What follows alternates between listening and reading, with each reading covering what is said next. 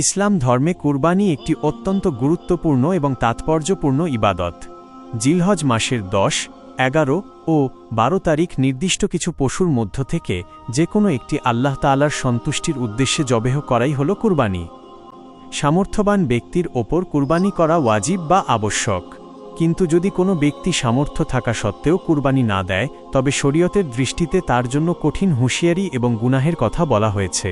নিচে পবিত্র হাদিস ও ইসলামের নির্ভরযোগ্য ব্যাখ্যা বিশ্লেষণের আলোকে সামর্থ্য থাকা সত্ত্বেও কুরবানি না দিলে কি হয় তা বিস্তারিত আলোচনা করা হল। 1. আল্লাহর রাসূলের কঠিন হুঁশিয়ারি ও ক্ষোভ প্রকাশ। হাদিস শরীফে কুরবানি না করার ব্যাপারে সবচেয়ে বড় হুঁশিয়ারি এসেছে রাসূলুল্লাহ এর পবিত্র মুখ থেকে। যারা সামর্থ্য থাকা সত্ত্বেও কুরবানি দেয় না তাদের প্রতি তিনি চরম অসন্তোষ প্রকাশ করেছেন। হাদিস হযরত আবু হুরায়রা থেকে বর্ণিত, রাসূলুল্লাহ ইরশাদ করেছেন, যার কুরবানি করার সামর্থ্য আছে অথচ সে কুরবানি করল না, সে যেন আমাদের ঈদগাহের ধারে কাছেও না আসে। সুনানে ইবনে মাজাহ হাদিস নম্বর 3123, মুসনাদে আহমদ হাদিস নম্বর 8273। ব্যাখ্যা: এই হাদিসটি অত্যন্ত ভয়ানক একটি বার্তা দেয়।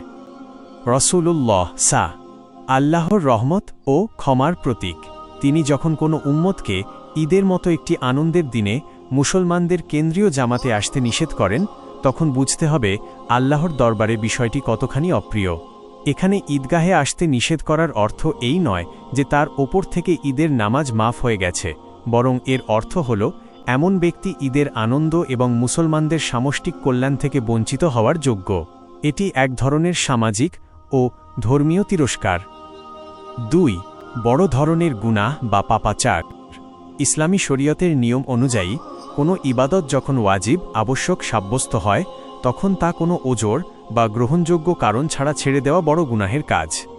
হানাফি মাযহাবের দৃষ্টিতে হানাফি ফিকহ অনুযায়ী জিলহজ মাসের কুরবানির দিনগুলোতে যার নিকট নিসাব পরিমাণ সম্পদ 7.5 তোলা সোনা, 52.5 তোলা রূপা বা সমমূল্যের নগদ টাকা, ব্যবসার পণ্য যা মৌলিক প্রয়োজনের অতিরিক্ত থাকবে, তার ওপর কুরবানি করা ওয়াজিব। যদি কেউ এই সামর্থ্য থাকার পরও কুরবানি না দেয় তবে সে ওয়াজিব তরক করার কারণে গুনাহগার হবে।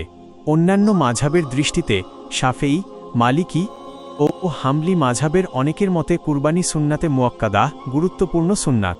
তবে তাদের মতেও সামর্থ্য থাকার পরও অলসতা বা কৃপণতা করে এই সুন্নাত বর্জন করা অত্যন্ত নিন্দনীয় এবং মাকরুহে তাহরিমি, গুনাহের কাছাকাছি। 3. রাসূল এর সুন্নাত থেকে বিচ্যুতি। কুরবানি শুধু একটি কোরবানি বা পশু জবেহ নয়, এটি ইসলামের অন্যতম প্রধান একটি শাইয়ার বা নিদর্শন। মহানবী মদিনার জীবনে প্রতি বছর কুরবানি করেছেন। হাদিস হযরত আব্দুল্লাহ ইবনে উমর বলেন, রাসূলুল্লাহ মদিনায় 10 বছর অবস্থান করেছেন এবং প্রতি বছরই তিনি কুরবানি করেছেন। সুনানে তিরমিজি হাদিস নম্বর 1507। যে ব্যক্তি সামর্থ্য থাকার পরও কুরবানি দেয় না সে মূলত রাসূলুল্লাহ এর এই ধারাবাহিক সুন্নাত এবং উম্মতের নিরবচ্ছিন্ন আমল থেকে নিজেকে সরিয়ে নেয়। রাসূল এর আদেশ ও আদর্শের প্রতি এই অবহেলা একজন মুমিনের ঈমানী চেতনাকে মারাত্মকভাবে দুর্বল করে দেয়। 4. বিপুল সওয়াব থেকে চিরতরে বঞ্চিত হওয়া। কুরবানি না দিলে মানুষ বিপুল পরিমাণ সওয়াব ও প্রতিদান থেকে বঞ্চিত হয়, যা অন্য কোনো ইবাদত দিয়ে পূরণ করা সম্ভব নয়। কুরবানির দিনের সওয়াব সম্পর্কে হাদিসে চমৎকার বর্ণনা রয়েছে।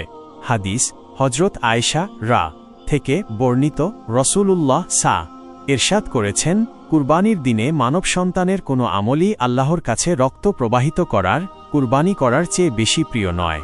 কিয়ামতের দিন এই পশুটি তার শিং, খুর ও পশম সহ উপস্থিত হবে, আর কুরবানির পশুর রক্ত মাটিতে পড়ার আগেই তা আল্লাহর দরবারে কবুল হয়ে যায়। সুতরাং তোমরা প্রফুল্ল চিত্তে কুরবানি করো। সুনানে তিরমিজি হাদিস নম্বর 1493। যিনি কুরবানি দিলেন না তিনি এই সুনিশ্চিত সওয়াব ও কিয়ামতের দিনের সাক্ষ্য থেকে নিজেকে চিরতরে বঞ্চিত করলেন। 5. কৃপণতার গুনাহ এবং সম্পদের বরকত নষ্ট হওয়া। কুরবানি না দেওয়ার পেছনে প্রধান মনস্তাত্ত্বিক কারণ হল টাকার প্রতি অতিরিক্ত মহব্বত বা কৃপণতা। ইসলামে কৃপণতাকে অত্যন্ত নিকৃষ্ট স্বভাব বলা হয়েছে। আল্লাহ তাআলা মানুষকে যে সম্পদ দিয়েছেন তা থেকে আল্লাহর রাস্তায় খরচ না করলে সম্পদের বরকত চলে যায়। কুরবানি না দিয়ে যে টাকা বাঁচানো হলো, অনেক সময় দেখা যায় আল্লাহ তাআলা কোনো রোগ ব্যাধি, দুর্ঘটনা বা অনাকাঙ্ক্ষিত বিপদের মাধ্যমে তার চেয়ে দ্বিগুণ টাকা বের করে নেন। হাদিস শরীফে এসেছে, আল্লাহর রাস্তায় খরচ করলে সম্পদ কমে না, বরং বৃদ্ধি পায়। তাই কুরবানি না দেওয়া প্রকারান্তরে নিজের সম্পদের বরকতকে ধ্বংস করা শামিল। 6. সামর্থ্যবান ব্যক্তির জিম্মাদারি বা দায় থেকে না বাঁচা। যদি কারো ওপর কুরবানি ওয়াজিব হয়ে থাকে এবং সে জিলহজ মাসের 10, 11 ও 12 তারিখের মধ্যে কুরবানি না দেয়, তবে শুধু কুরবানি না করার কারণে তার দায়িত্ব শেষ হয়ে যায় না, সে গুনাহগার হিসেবেই থেকে যায়। পরবর্তীতে এর কাফফারা বা ক্ষতিপূরণ হিসেবে তাকে একটি বকরি বা ভেড়ার মূল্য অথবা কুরবানির উপযুক্ত একটি পশুর মূল্য দরিদ্রদের মাঝে সদকা দান করে দিতে হয়। টাকা সদকা করে দিলে সে ওয়াজিব আদায় না করার গুনাহ থেকে তওবার সুযোগ পাবে, কিন্তু কুরবানি করার যে মূল সওয়াব ও ফজিলত ছিল তা সে আর কখনোই ফিরে পাবে না। একটি ভুল ধারণার অবসান, গরিবের হক ও সমাজসেবা। বর্তমান সময়ে কিছু মানুষকে বলতে শোনা যায়, কুরবানি না দিয়ে সেই টাকাটা কোনো গরিবের বিয়েতে বা হাসপাতালে চিকিৎসার জন্য দান করে দিলে বেশি ভালো হয়। ইসলামের দৃষ্টিতে এটি একটি মারাত্মক ভুল ধারণা। ইসলামে প্রতিটি ইবাদতের নিজস্ব রূপ ও সময় নির্ধারিত রয়েছে। রমজান মাসের রোজা না রেখে যদি কেউ কোটি টাকা দান করে দেয়, তবে রোজা আদায় হবে না। ঠিক তেমনি কুরবানির দিনগুলোতে পশু জবেহ করার চেয়ে উত্তম আর কোনো ইবাদত আল্লাহর কাছে নেই। শরীয়ত নির্ধারিত পন্থার বাইরে নিজের যুক্তিতে ইবাদতের রূপ পরিবর্তন করার কোনো সুযোগ ইসলামে নেই। যারা কুরবানি না দিয়ে টাকা অন্য খাতে দেওয়ার কথা ভাবেন, তারা মূলত একটি ওয়াজিব ইবাদত তরক বা বর্জন করার গুনাহে লিপ্ত হন। সারসংক্ষেপ ও সিদ্ধান্ত। পবিত্র কুরআন ও হাদিসের আলোকে সংক্ষেপে বলা যায়, সামর্থ্য থাকার পরও কুরবানি না দিলে নিম্নলিখিত ক্ষতিসমূহ হয়। ক্রমিক নং। ক্ষতির বিবরণ। 1. রাসূলুল্লাহ এর তীব্র অসন্তোষ ও ঈদগাহে আসার নিষেধাজ্ঞা পোহাতে হয়। 2. ওয়াজিব তরক করার কারণে আমলনামায় বড় গুনাহ বা পাপ যুক্ত হয়। 3. রাসূল এর সুদীর্ঘ 10 বছরের মাদানী সুন্নাত থেকে বিচ্যুতি ঘটে। 4. কিয়ামতের দিন পশুর শিং, পশম ও খুরের বিনিময়ে যে বিপুল সওয়াব পাওয়ার কথা ছিল তা থেকে বঞ্চিত হতে হয়। 5.